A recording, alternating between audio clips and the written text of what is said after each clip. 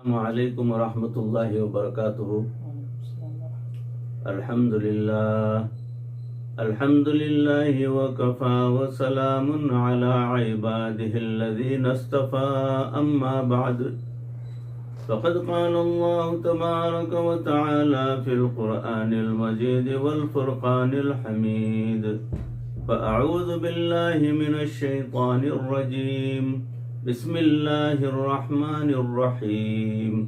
इन्नल्लाह ला यग़फ़िरु अन युश्रक बिही व यग़फ़िरु मा दून ज़ालिका लिमन यशा। सदक़ल्लाहु मौलानल अज़ीम।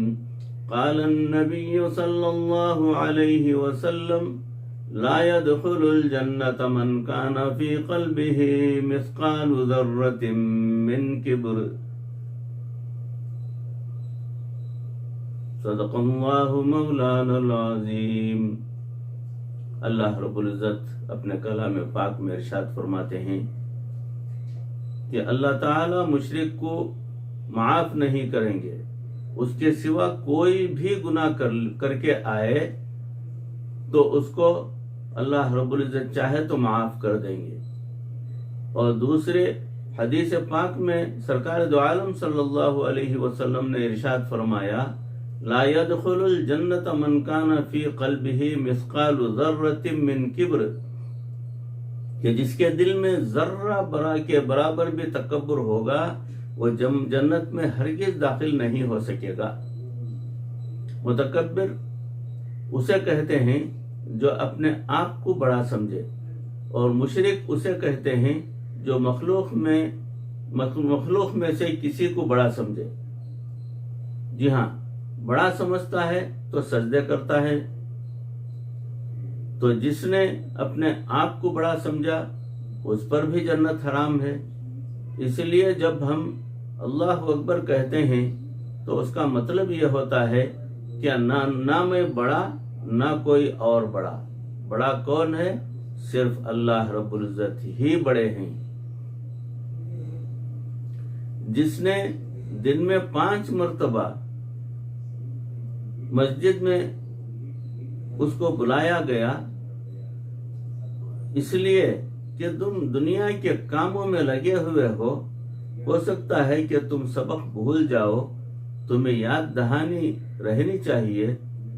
2 कलाम ऐसे हैं जिनको सुनकर शैतान दूर भागता है। एक अल्लाहु अकबर, हदीस पाक में आया है जब मुअज्जिन अल्लाहु अकबर कहता है तो उसको सुनते ही शैतान दूर भागना शुरू कर देता है। और दूसरा कलाम जिससे शैतान दूर भागता है वो ला हौला वला कुव्वता इल्ला बिल्लाह है। उस कलाम से तो उसकी हवा खारिज हो जाती है। जिब्राइल अलैहिस्सलाम इतने बड़े हैं, अगर अपने पर फैलाएंगे तो एक पर से मशरिक की तरफ की पूरी दुनिया को ढाक लेंगे और दूसरे पर से मगरिब की तरफ की पूरी दुनिया को ढाक लेंगे। तो उनका सर आसमान की बुलंदियों को छूता है।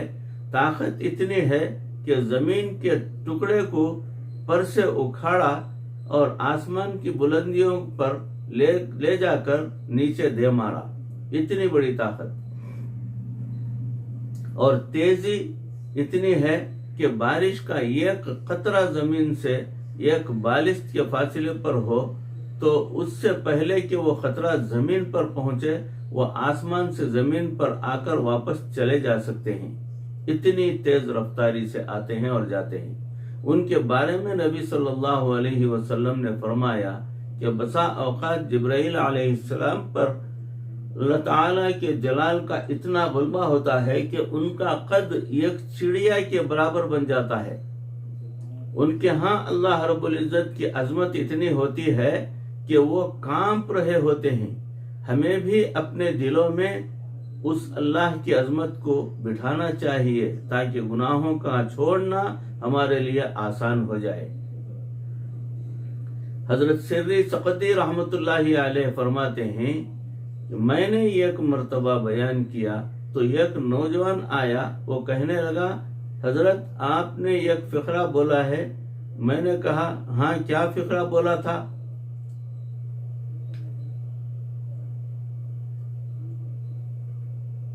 عجباً لضعیف یاسی قریا، تعجب ہے اس ضعیف پر جو قوی کی نافرمانی کرتا ہے۔ بندے سے زیادہ ضعیف کوئی نہیں اور اللہ سے زیادہ قوی کوئی نہیں۔ کتنے تعجب کی بات ہے کہ ایک ضعیف یا قوی کی نافرمانی کر رہا ہوتا ہے۔ جب دل میں عظمت خداوندی بیٹھ جاتی ہے تو پھر انسان آسانی سے گناہوں سے بچ سکتا ہے۔ اللہ رب العزت نے اسی لیے تو ذکر کثیر کا حکم دیا ہے، اذکر اللہ ذکرا کثیرا۔ مقصد یہ تھا کہ یہ لوگ ہر وقت اپنے دل میں اللہ کی یاد رکھیں کہ اللہ بہت بڑے ہیں، پھر دنیا ان کا دل نہیں لبھا سکے گی، ان کو اس راستے سے نہیں ہٹا سکے گی۔ اس لیے مومن بہانے سے اللہ کی بات چھیڑ دیتا ہے۔ اماں کو دیکھو، وہ کہیں بھی ہو بیٹے کا تذکرہ چھیڑ دیتی ہے، کہتی ہے میرا بیٹا دودھ کو دودھ کہتا ہے، وہ محبت سے کہہ رہی ہوتی ہے۔ بیوی کو خاوند سے محبت ہوتی ہے، اس لیے وہ 5 منٹ میں اپنے خاوند کی ساری باتیں دوسری عورتوں کو بتا دیتی ہے۔ اسی طرح مومن کو اپنے رب سے محبت ہوتی ہے، اسی لیے جہاں بھی وہ بیٹھتا ہے اللہ کی باتیں کرنا شروع کر دیتا ہے۔ جہاں جاتے ہیں ہم تیرا فسانہ چھیڑ دیتے ہیں۔ اللہ کا تذکرہ، اللہ کی باتیں، اللہ کی عظمت، اللہ کی نعمتوں کے تذکرے کرنا مومن کا شیوا ہوتا ہے۔ اگر آج ہم اللہ رب العزت کے ساتھ محبت کا اظہار کریں گے تو قیامت کے دن اس کا انعام ضرور پائیں گے۔ یہ جو ایمان ہے یہ رجسٹریشن ہے بندے کی کہ یہ اللہ تعالی کی بندگی میں داخل ہو گئے اور اللہ کے رجسٹرڈ بندے بن گئے ہیں۔ یہ ایک اسکول تھا، وہاں طلبہ ایک کھڑکی کے سامنے لائن میں جا رہے تھے۔ اس کھڑکی کے پاس جانے پر ہر طالب علم کو مٹھائی کا ایک ڈبہ دیا جاتا تھا۔ ایک دیہاتی لڑکے نے جب یہ دیکھا کہ اس کھڑکی کے سامنے جانے پر مٹھائی کا ڈبہ ملتا ہے تو وہ بھی لائن میں لگ گیا۔ آگے بڑھتے بڑھتے اس دیہاتی کی بھی باری آ گئی۔ جب وہ کھڑکی کے پاس پہنچا تو مٹھائی کا ڈبہ دینے والے نے کہا اپنا ID کارڈ دکھاؤ۔ یہ کہنے لگا وہ کیا ہوتا ہے؟ اس نے کہا جو اسٹوڈنٹس یہاں رجسٹرڈ ہیں ان کا ایک ID کارڈ بنا ہوا ہوتا ہے اور ان کو یہ انعام میں مٹھائی کا ڈبہ مل رہا ہے۔ تم اگر رجسٹرڈ نہیں ہو تو پھر جاؤ یہاں سے۔ جیسے اسکول کے رجسٹرڈ طلبہ کو انعام میں مٹھائی کا ڈبہ ملتا ہے، اسی طرح آج جس نے ایمان کا رجسٹرڈ کروا لیا، کل قیامت کے دن جب اللہ رب العزت کے پاس جائے گا تو انعام کا ڈبہ پالے گا۔ اور اگر کوئی دیہاتی کی طرح ویسے ہی لائن میں لگ کر جو ہے چلا گیا تو اس کو کہا جائے گا پروو یور آئیڈینٹی، کون ہو بھائی تم، کہاں سے آئے ہو اور دنیا میں کہاں تھے، کیا کر رہے تھے اور کس لیے یہاں امید لگائے ہوئے آ گئے ہو۔ جیسے جیسے بچے کا تعلق ماں سے ہوتا ہے کہ وہ ہر چیز میں اپنی ماں کی طرف دیکھتا ہے، مومن کا تعلق بھی اسی طرح اپنے پروردگار کے ساتھ ہوتا ہے۔ وہ ہر معاملے میں اللہ رب العزت پر نظر رکھتا ہے۔ ایک بزرگ کسی کے ہاں تشریف لائے ہوئے تھے بزرگ، صاحب خانہ اپنے بچے کو اٹھا کر لے آئے۔ ان کے پاس کوئی میٹھی چیز تھی، انہوں نے وہ بچے کی طرف بڑھائی مگر بچے نے لینے سے انکار کر دیا۔ دوبارہ کہا کہ لے لو، لیکن بچے نے پھر بھی انکار کر دیا۔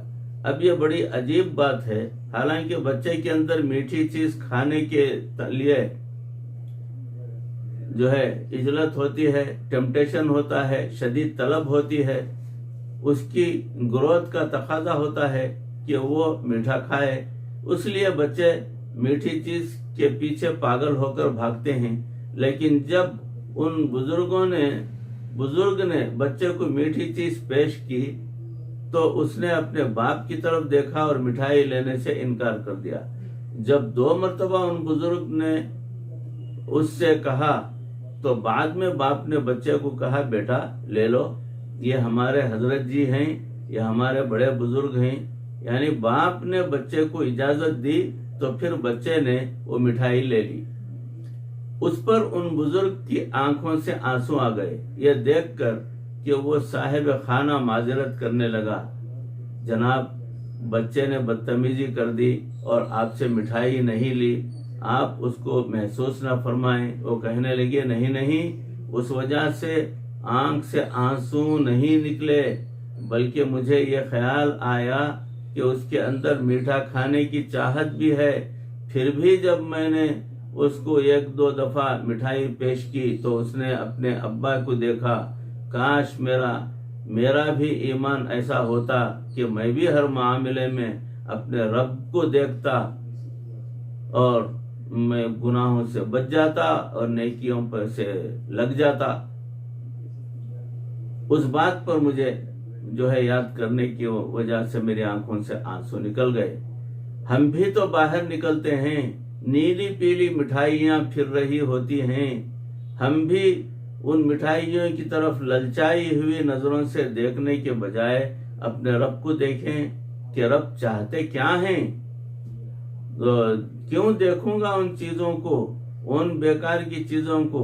نہیں چاہتے تو آنکھ اٹھا کر بھی نہیں دیکھوں گا۔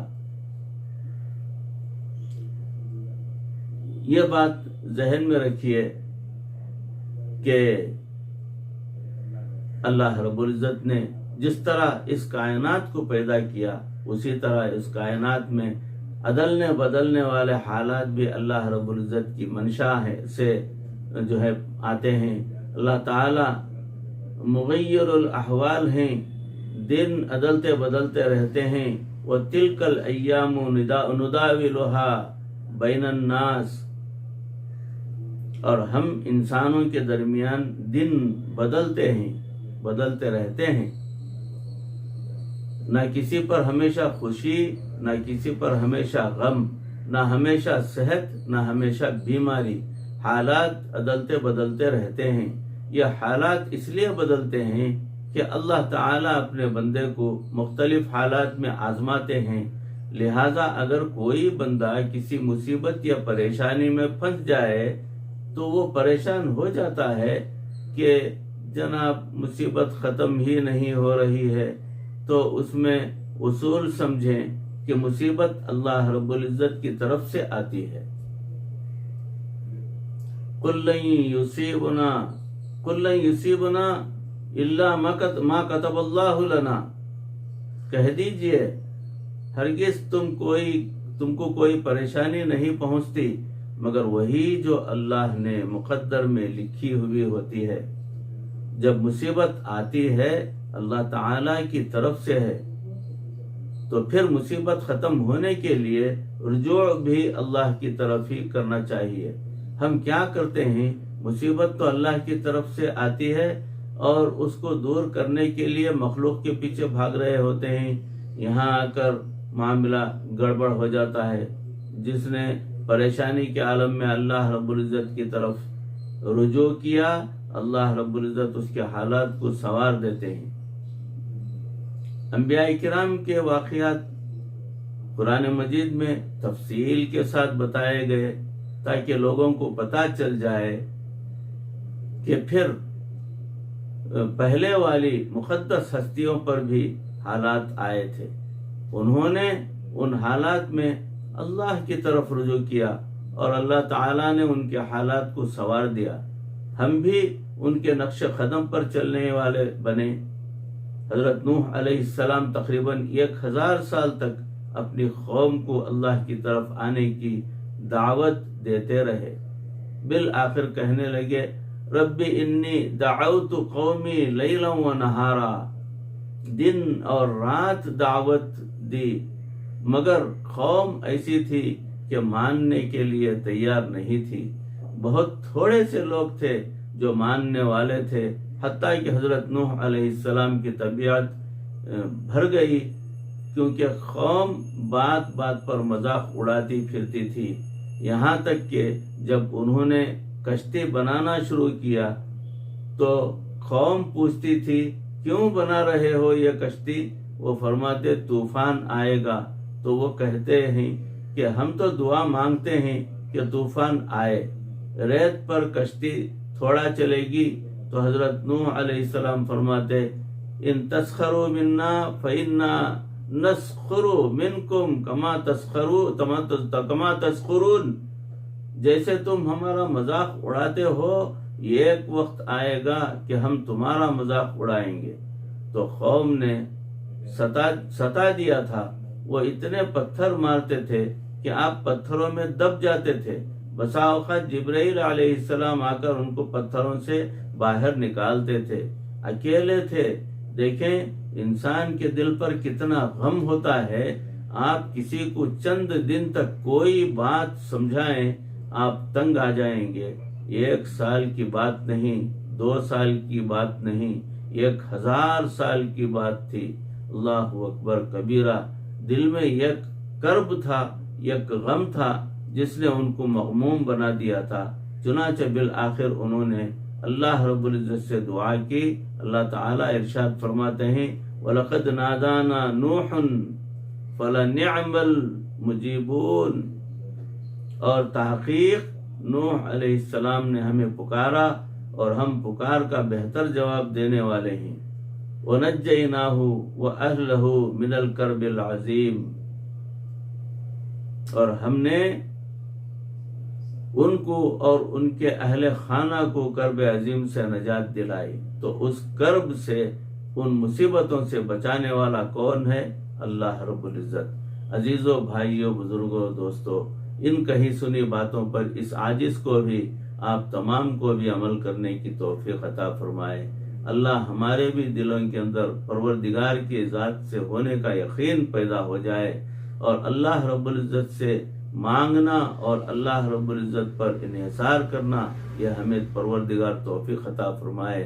اے اللہ، مرتے دم تک کسی کا محتاج نہ بنا، ایمان پر اور کلمے والی موت پر ہمارا خاتمہ فرما۔ ربنا تقبل منا انک انت السمیع العلیم وتب علینا انک انت التواب الرحیم۔ صلی وسلم علی حبیبک سیدنا و مولانا محمد وآلہ واصحابہ اجمعین برحمتک یا ارحم الراحمین والحمد للہ رب العالمین۔ السلام علیکم ورحمۃ اللہ وبرکاتہ۔